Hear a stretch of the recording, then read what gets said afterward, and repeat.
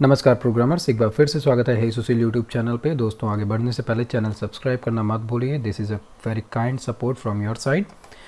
तो हमने previous video में लगभग जितने भी पेजेस थे उनसे रिलेटेड लॉजिक वाला वर्क कर लिया है।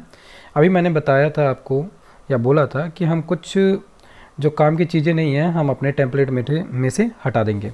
तो सबसे पहले तो हम हेडर से ही हटाना शुरू करते हैं, जैसे कि ये वाला आइकन हमको हटा देना है और ये तीनों आइकन हमको हटा देने हैं, ठीक है। प्लस ये हाई एडमिन वाला जो है इसको भी हम हटा देंगे, रहने देंगे बस इतना केवल, ठीक है। दैट मीन्स कि ये दोनों रिपीटेड हो रहा है इसलिए हम हटा देंगे, ठीक है। तो हम चलते हैं अपने कोड में। तो सबसे पहले हम हेडर पे चलते हैं एंड एक्सप्लोरर को बंद कर देते हैं। अब यहाँ से अगर हमको कोई कंटेंट हटाना है, जैसे कि हम बात करते हैं सबसे ऊपर इस वाले कंटेंट से, होम और कॉन्टैक्ट से।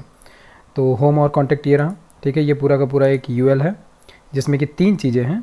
तो हमको मेन्यू वाला जो आइकन है ये तो रखना है, ठीक है, बट ये 3 चीज़ें हमको हटानी है। तो हम यहाँ से ये li जो है इसको हम कमेंट कर देते हैं। पहला काम हो गया। दूसरा, सर्च बार वाला जो है पोर्शन वो भी हमको हटा देना है। तो सर्च बार वाला पोर्शन ये है, ये फॉर्म है। याद रहे सर्च हमने फॉर्म टैग में क्यों लिया है, मुझे आप कमेंट करके एक्सप्लेन कर सकते हो।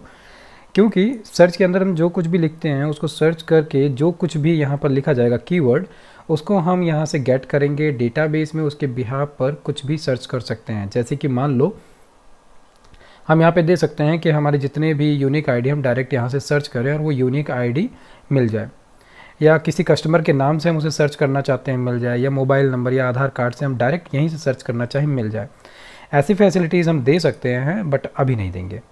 तो हमने तीनों चीज़ें कमेंट कर दी हैं, प्लस एक चीज़ ये बचती है तो इसको भी हम कमेंट कर देते हैं। सो इसके लिए हम थोड़ा सा स्क्रॉल किए, ये रही ये li, ठीक है, इसको हमें कमेंट कर देना है। लॉगआउट वर्क के लिए हमने एक नया li क्रिएट किया ही था तो वो हो गया। अब ये यहाँ से इतना कंटेंट तो हट चुका है, एक बार इसको हम रिफ़्रेश करते हैं। दिख रहा है यहाँ से ये सारा कंटेंट गया, यही हमको चाहिए था। पहली चीज़ हो गई। दूसरा, ये हाई एडमिन हमको हटा देना है, ठीक है। तो हाई एडमिन हटाने के लिए हम यहाँ पर आए, ये एक स्पैन है सिंपली और इमेज लगा हुआ है, ये पूरा का पूरा इतना टैग जो है ब्रांड लोगो का। तो हमें ब्रांड लोगो वगैरह नहीं लगाना है अभी, तो हम नहीं लगाते हैं, इसको हम कमेंट कर देते हैं सिंपली, ठीक है। इतना ये कमेंट हो गया। अब बचा क्या यहाँ पर, सिंपली ये नाम। तो यहाँ पर हम नाम दे देते हैं हे सुशील, ठीक है, एंड इसको हम करते हैं रिफ्रेश। आ गए हम यहाँ पर, ठीक है। तो इमेज जो है वो हम बाय डिफ़ॉल्ट एक इमेज दे के रखे हैं, हम उसको चेंज करने वाले नहीं हैं। जब रिक्वायरमेंट होगी आगे तो हम करेंगे, अदरवाइज़ ये सिंपल टास्क है। आप यहाँ पर जो भी इमेज का पाथ देंगे वो आ जाएगा, तो इसलिए इस पर हम नहीं जाएंगे।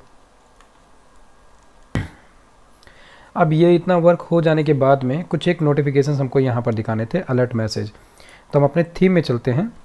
थीम में यहाँ पर हमें कई सारी चीज़ें मिलती हैं। जैसे हम जनरल पे अगर चलते हैं तो जनरल में हमें यहाँ पर अलर्ट मिल रहा है, दिख रहा है, alert and call out boxes. हम इनका यूज कर सकते हैं, बट ये जो कि हैं इनको हम कट भी कर सकते हैं, इसलिए इनका यूज अच्छा रहेगा। मान लो सपोज दैट एडमिन को यहाँ से उसको कट करना है तो कट भी वो बहुत आसानी से कर सके। तो हम इसी का कोड यहाँ से ले लेते हैं। इसको एक बार फिर से रिफ्रेश करना पड़ेगा सो दैट कि जो हमने कट किया वो वापस आ जाए। तो मान लो कि हम उसको एक अलर्ट मैसेज येलो कलर में दे देते हैं, ठीक है। ये वाला कोड जो है, यही वाला कोड हम यहाँ से लेते हैं। तो इंस्पेक्ट एलिमेंट में हम चले एंड हमने येलो वाला कोड के पूरे दायरे को यहाँ से चूज़ किया। इसको हमने यहाँ से हटा दिया सो दैट कि ये पूरा का पूरा डिव हमको चाहिए है। ये डिव कार्ड बॉडी के अंदर है, दिख रहा है, कार्ड बॉडी के अंदर ये अलग अलग लगाया गया है। तो इस पर हम राइट क्लिक करेंगे और एडिट एज HTML करेंगे। ये जितना कोड था यही कोड हमको चाहिए, हमने यहाँ से कॉपी किया, ठीक है। ये सिंपली एक अलर्ट बॉक्स है, इसके अलावा और कुछ नहीं।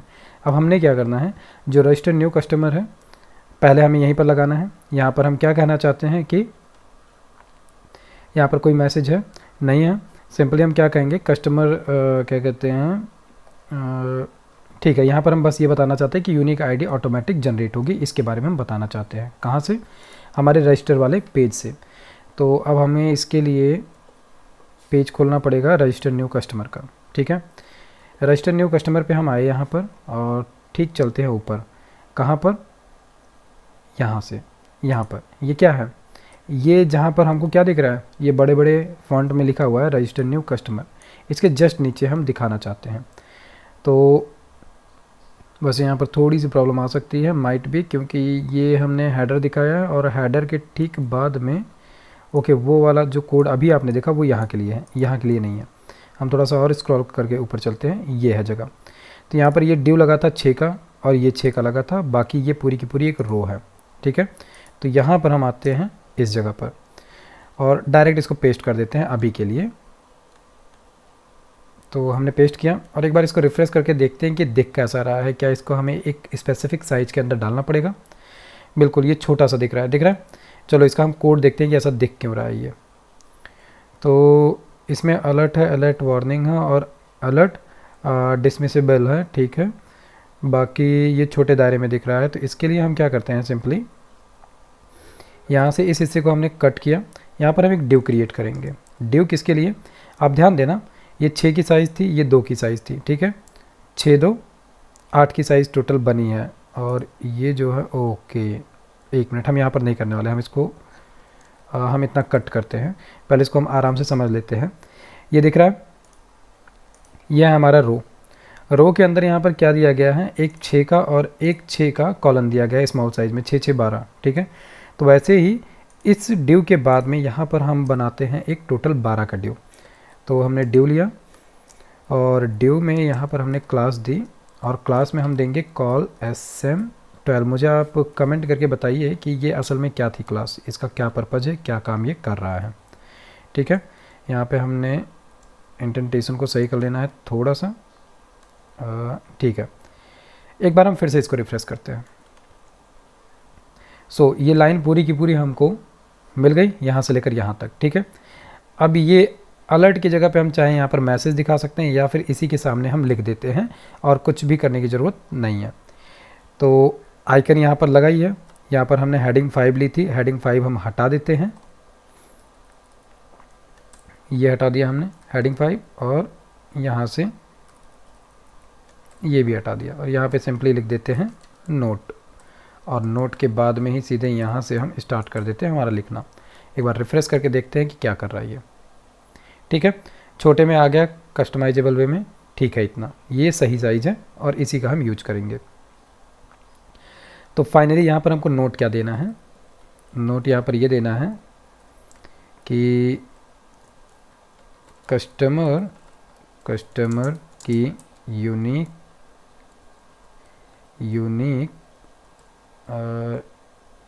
यूनिक आईडी ऑटो जनरेट होगा, जो कि ऑल कस्टमर सेक्शन में दिखेगा। इतना मैसेज हमने इनको दे दिया ताकि यहाँ पर इनको पता चल जाए कि असल में ये सब कहानी हो क्या रही है। इसी तरीके से हम और भी ले सकते हैं, लेकिन यहाँ पर दिख रहा है आपको, यहाँ पर थोड़ा सा स्पेस ज़्यादा मिल रहा है। इसको एक बार देखते हैं कि इस स्पेस के लिए हम क्या कर सकते हैं। तो ये तो रो था, रो में MB2 लिया गया था, ठीक है। MB2 को अगर हम यहाँ से हटा देते हैं सपोज दैट और फिर रिफ्रेश करते हैं, स्पेस थोड़ा सा कम हो गया, ठीक है। इतना सही है। तो हमने स्पेस कम कर दिया और यही सेम टू सेम कोड हम यहाँ से कॉपी कर लेते हैं, क्योंकि यही सेम टू सेम कोड हमें और भी कई जगह पे रखना है। जैसे कि ये तो यहाँ के लिए हो गया। कस्टमर डिपॉजिट पे आते हैं, यहाँ पर हमको कुछ देना है, तो यहाँ पर क्या कहते हैं, यूनिक आईडी जो है वो सिलेक्ट करनी है, ठीक है। बाकी यहाँ पर कुछ डिटेल से जो देना चाहे दे, नहीं तो ना दे। तो यहाँ पर भी हम ऐसे ही कुछ कर लेते हैं। एक्सप्लोरर को ओपन किया और कस्टमर डिपॉजिट फॉर्म पे आए, एकदम टॉप पे चलते हैं यहाँ पर एंड फंक्शन नेम आ गया एंड ये ड्यू आ गया और इस ड्यू के बाद में यहाँ पर हमने पेस्ट कर दिया ये वाला कोड, ओके, यहाँ से पेस्ट कर दिया ये वाला कोड, ठीक है। और ये MB2 जो है उसको हम यहाँ से हटा देते हैं और यहाँ पर क्या दे देते हैं, नोट कस्टमर की यूनिक आईडी, या फिर वैसे हम देना चाहें या ना देना चाहें, यहाँ पे कोई रिक्वायरमेंट नहीं है क्योंकि उसको सारी चीज़ें यहाँ पर समझ में आ ही जा रही है कि क्या है। और एक चीज़ और, जैसे हम ऊपर ना देके चाहे नीचे देना, तो यहाँ पर भी हम दे सकते हैं ये कोड, ठीक है। तो उसके लिए क्या करते हैं, सिंपली इसको हम यहाँ से कट किए, यही सेम टू सेम कोड हम ले चलते हैं नीचे, देखते हैं सबमिट के बाद में इसको देने की। तो ये एक कॉल एमडी लगा हुआ है, ब्लैंक है, ठीक है। हम इसको तो नहीं टच कर रहे हैं, बट इसके बाद में हम एक कॉल ज़रूर देंगे 12 का, जो कि इसमें लेकर आए हैं, ठीक है। एकदम लास्ट में हमने दिया है, और इसको भी हम रिफ़्रेश करके देखते हैं कि यहाँ पर कैसे दिख रहा है। दिख रहा है, नीचे आ गया। तो जैसे यहाँ पर अगर आपको लगता है कि जगह ज़्यादा ले रहा है तो हम नीचे भी दे सकते हैं, और यहाँ पर है तो थोड़ा हम स्पेसिफिकली ज़्यादा दे सकते हैं। कस्टमर की यूनिक आईडी, कस्टमर की यूनिक आईडी जो अभी प्लेटफॉर्म पर रजिस्टर हो चुके हैं, उनकी complete list, select unique ID में मिल जाएगी। इतना हमने बता दिया एडमिन को, ताकि उसको थोड़ा सा आइडिया लग जाए कि यहाँ पर हो क्या रहा है, ठीक है। बाकी उसको पता है ही है। हम आते हैं फिर ऑल कस्टमर डिटेल्स में। यहाँ पर थोड़ा सा हमको आइडिया देना है यूज़र को।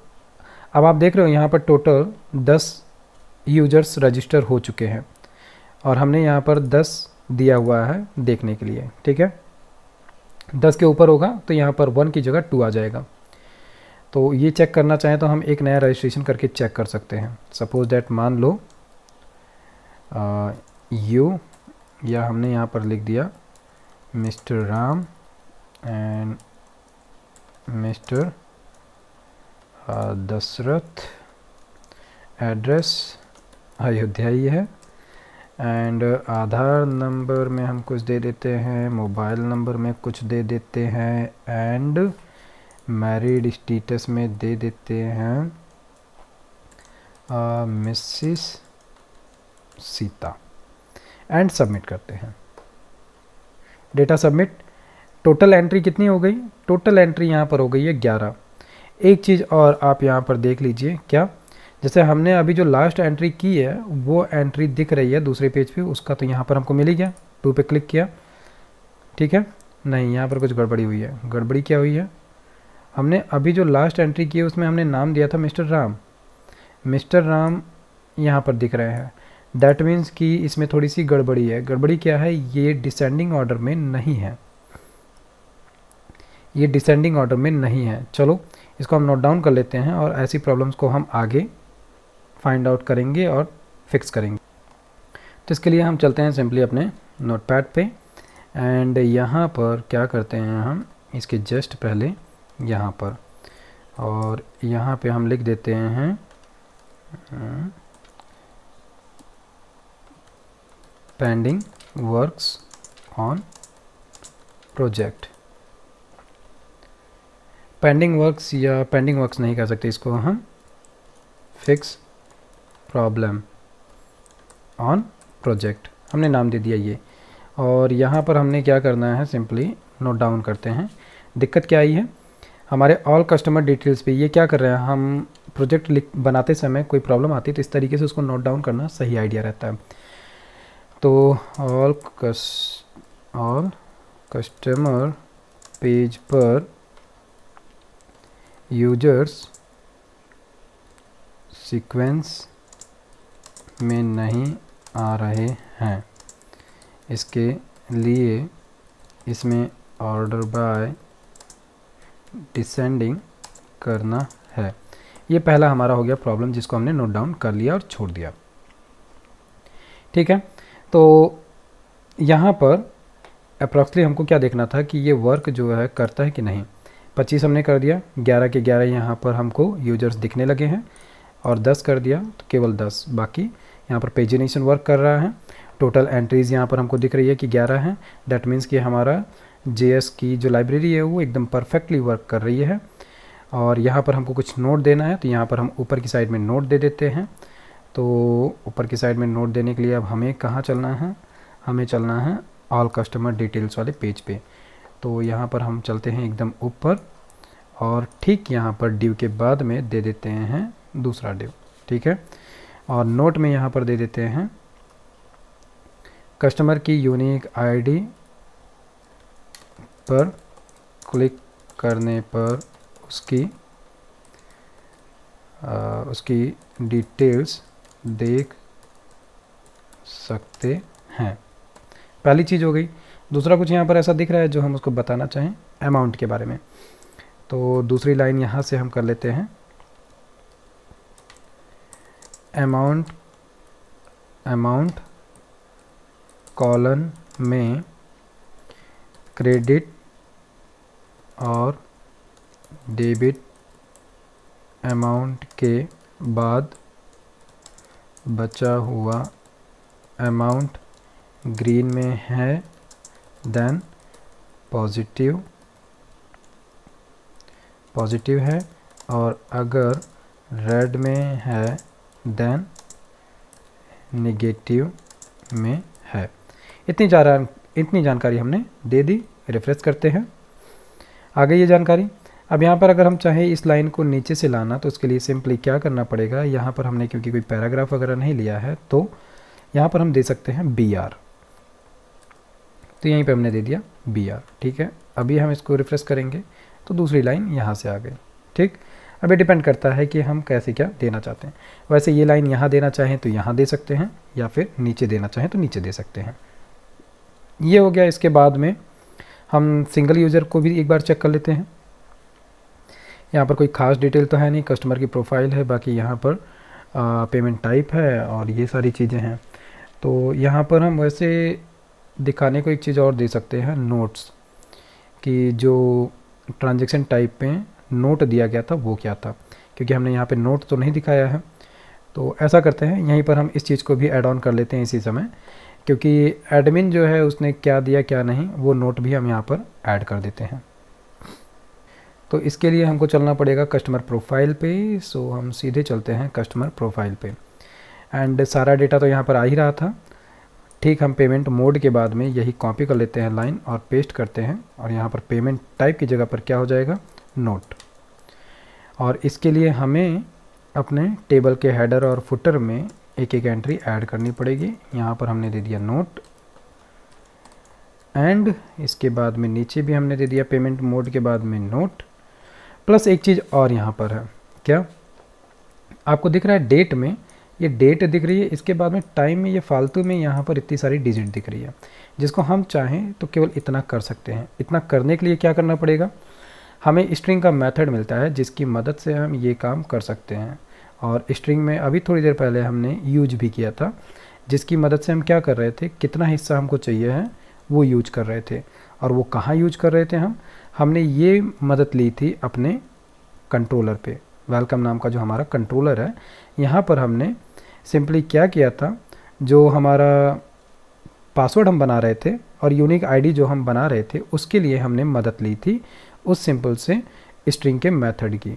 तो अगर हम अपना रजिस्ट्रेशन वाला कोड यहाँ पर ओपन करें तो यहाँ पर आपको दिख रहा होगा ये SUBSTR, ये क्या करता है, इसको हम बताते हैं कि किसी भी क्या कहते हैं स्ट्रिंग से कितना डेटा कहाँ से लेकर कहाँ तक का लेना है, और वही चीज़ ये हमको दे रहा है।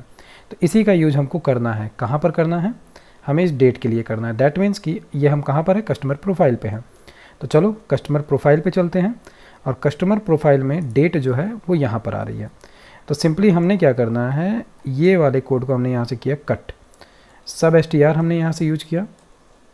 SUBSTR में ये क्या कर रहा है, सबसे पहले तो हम वो स्ट्रिंग दे दें जो हमको चाहिए, इसके बाद में उसकी लेंथ कहाँ से लेकर कहाँ तक चाहिए वो देनी रहेगी, ठीक है।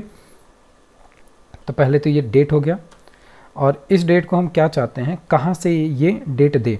अगर हम केवल इसमें एक कीवर्ड देंगे, दैट मीन्स कि केवल एक डिजिट, तो उसका मतलब क्या होगा, जहाँ से हम दे दिया, जैसे मान लो हमने दे दिया यहाँ पर 2, तो 2 का मतलब क्या होगा, इंडेक्सिंग हमेशा स्टार्ट होती है 0 से, तो 0 1 2, 2 से ये जितने भी डिटेल्स हैं वो दे देगा, ठीक है।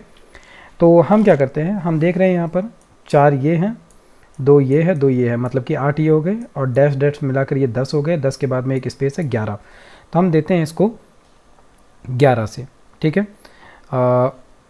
केवल अभी चेक करने के लिए है, ठीक है, याद रखना। इसको हम रिफ्रेश करते हैं, दिख रहा है 11 के बाद की सारी डिटेल आ गई, लेकिन हमको यहाँ पर दो चीज़ें चाहिए। क्या?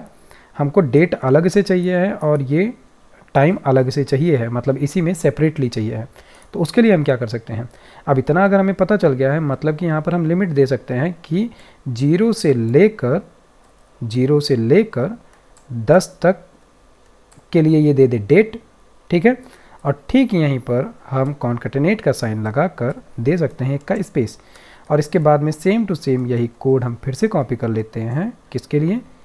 ताकि हम दिखा सकें टाइम अलग से। और इस केस में हम क्या करेंगे, यहाँ पर हमने कर दिया 11 और इसको हमने यहाँ से कट किया, और ये 11 से लेकर कहाँ तक हमको दिखाना है, क्योंकि ये लास्ट के 0 नहीं दिखाने हैं। तो 11 से लेकर ये 11 हो गया, 12, 13, 14, 15, 16, 17, 18 तक। तो हमने यहाँ पर दे दिया 18, ठीक है। अब एक बार हम इसको चेक करके देखते हैं कि ये हमको क्या दे रहा है। फ़िलहाल तो हमको ये एरर दे रहा है। क्यों दे रहा है? यहाँ पर हमने कॉन्कैटिनेट का साइन यूज़ नहीं किया इसलिए, ठीक है। अब एक बार हम इसको रिफ्रेश करते हैं और देखते हैं हमको जो चाहिए था वो मिला कि नहीं मिला। डेट तो हमको मिल गई, यहाँ से स्पेस भी मिल गया, ठीक है।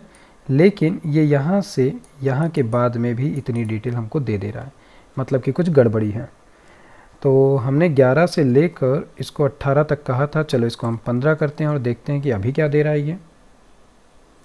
ओके, मतलब यहाँ पर कुछ गड़बड़ी है, ये डिटेल को सही से नहीं लिया है, डिटेल को इसने सही से नहीं लिया। दैट मीन्स कि हमने यहाँ पर क्रिएट डेट दिया, एंड क्रिएट डेट के बाद में हमने बोला 11 से। अच्छा, अगर ये चीज़ हमें चेक करनी है तो एक चीज़ हम और चेक कर लेते हैं। पहले इतना हम कट करते हैं, इतना कट करने के बाद में एक बार हम इसको रिफ्रेश करते हैं, देखते हैं कि खाली डेट हमको मिल भी रही है कि नहीं मिल रही है। चलो, मतलब कि ये पहला वाला हिस्सा जो है ये काम कर रहा है, डेट हमको मिल गई है। कंट्रोल Z किया। इसके बाद में हमने क्या कहा था यहाँ पर कि हमको क्या चाहिए है, टाइम चाहिए। तो यहाँ पर हम कॉन्कैटिनेट की जगह पर डैश का साइन ले लेते हैं और एक स्पेस दे दिया, और अभी हम इसको रन करते हैं, क्योंकि कॉन्कैटिनेट ऐसी जगहों पर परेशानी क्रिएट करता है। तो इतने के बाद में ये डिटेल है जो कि हमको दिक्कत दे रही है। ठीक है, कॉन्कैटिनेट से दिक्कत नहीं थी, तो अभी के लिए हम ऐसा करते हैं कि इसको 11 से लेकर हम जितना भी लेंथ देने की कोशिश कर रहे हैं ये एक्सेप्ट नहीं कर रहा है, ठीक है। इसको मुझे एक बार चेक करना पड़ेगा कि यहाँ पर दिक्कत क्या आ रही है। ओके, प्रॉब्लम कुछ भी नहीं थी, असल में थोड़ा सा सिंटेक्स में गलती की। मैं कंट्रोल Z कर रहा हूँ, और कॉन्कैटिनेट जो हमने यहाँ पर यूज किया था सेम टू सेम ये ऐसे का ऐसे ही रहने देंगे। यहाँ पर क्या कह रहा है ये, असल में ये जो डिजिट होती है ये क्या होती है कि हम कहाँ से स्ट्रिंग का कहाँ से इंडेक्स पोजीशन से वैल्यू लेना चाहते हैं। तो जैसे ये हमने 11 दिया, मतलब कि ये 11 से लेगा। दूसरा जो है ये असल में क्या बताता है कि टोटल 11 के बाद से कितने नंबर ऑफ कैरेक्टर हमको लेने हैं। तो यहाँ पर सपोज दैट हमको लेने हैं 8। कैसे? 2 डिजिट हो गई आर की, 2 डिजिट हो गई मिनट की, और 2 डिजिट हो गई सेकंड की। इसके अलावा 2 हो गए कॉलन, तो टोटल हुआ 8। इसको हम करते हैं रिफ्रेश। मिल गया, मतलब कि डेट और टाइम दोनों चीज़ें यहाँ पर हमको मिल गई, और यही चीज़ हमको करनी थी। नोट में जो नोट है वो मिल गया। कुछ एक कस्टमर के हमने शायद ट्रांजेक्शन्स किए थे अच्छे खासे, जैसे कि ये। हम एक बार इनको देख लेते हैं यहाँ पर, तो हम डायरेक्ट यहाँ से ही देख लेते हैं URL से हिट करके। ओके, इनका ट्रांजेक्शन कम है क्या? 8798 के ट्रांजेक्शन ज़्यादा हैं। हम ये वाले कस्टमर की डिटेल को देख लेते हैं।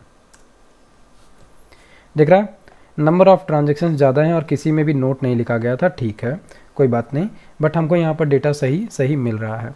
अब इसके बाद में इतनी जो प्रॉब्लम्स थी, या हमने कुछ चीज़ों को हटाया जोड़ा, ये सब कुछ करने के बाद में अब फाइनली हमारा वर्क क्या है? हमारा वर्क है कि हम प्रिंट आउट करना चाहते हैं, ठीक है। और प्रिंट आउट हमको क्या करना है? सबसे पहले तो हम जितने भी नंबर ऑफ़ ट्रांजेक्शन हैं हम चाहते हैं कि इस सारे के सारे ट्रांजेक्शन का हम प्रिंट आउट कर सकें। अब प्रिंट आउट होने के बाद में उसको हम चाहे PDF फॉर्म में सेव करें या जो भी करना चाहें, वो हमारी मर्ज़ी। क्यों? क्योंकि जैसे अभी हम कंट्रोल P यहाँ पर प्रेस करें तो इसका प्रिंट आउट का लेआउट आ जाएगा, ठीक है।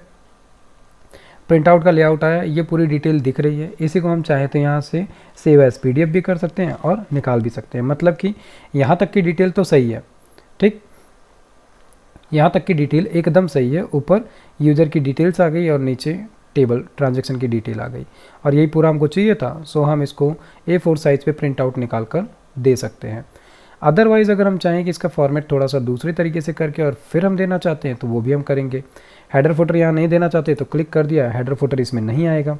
ऊपर से और नीचे से जो था हेडर फुटर हट गया, दिख रहा है। अगर हम ये क्लिक कर देते हैं तो ऊपर तारीख आ जाएगी और नीचे आ जाएगा कि ये URL क्या है पूरा। हम नहीं चाहते तो हटा देते हैं। तो बाय डिफ़ॉल्ट वाले केस में तो प्रिंट आउट हमारा एकदम सही है, लेआउट एकदम सही दिख रही है जैसा हमको दिख रहा है। और शायद आपने नोटिस नहीं किया, जो ये वाला सेक्शन था ये प्रिंट आउट में नहीं आ रहा है। दैट मीन्स कि ये जो हमने टेम्पलेट लिया था इसकी खूबी है कि वो केवल और केवल मेन पोर्शन का ही प्रिंट आउट दे रहा है। ठीक है, इसको हम कैंसिल करते हैं। इतना काम हो गया। नेक्स्ट वर्क अब हमारा क्या है, हम प्रिंट आउट के लिए अलग अलग प्रिंट आउट बनाएंगे, जिसमें कि सबसे पहले हम आसान वाला करेंगे कि किसी भी यूज़र की अगर A4 साइज़ पे हम ट्रांजैक्शन की डिटेल निकालना चाहते हैं तो उसके लिए हम प्रिंट आउट के लिए पेज बनाएंगे। अब याद रहे, हमको इसके लिए एक अलग से पेज बनाना पड़ेगा, इस वाले से वर्क नहीं होने वाला है। प्रिंट आउट के लिए हमें अलग से एक लेआउट बनाना पड़ेगा। हालांकि लेआउट में हम यही सारी चीज़ें लेंगे, लेकिन उसमें ये सारी चीज़ें फिर नहीं रहेंगी, केवल इतनी ही चीज़ें रहेंगी जो यहाँ पर दिख रही हैं। उसमें भी कस्टमर की कुछ एक डिटेल रहेगी लाइन में, बाकी ट्रांजैक्शन का टेबल ही रहेगा और कुछ भी नहीं। ठीक है, तो आप भी इसके बारे में थोड़ा सा सोचिए और दिमाग लगाइए, और कुछ आइडिया आता है तो आप मुझे कमेंट करिए। मिलता हूँ नेक्स्ट वीडियो में, तब तक के लिए मस्त रहें, स्वस्थ रहें। जय हिंद, नमस्कार।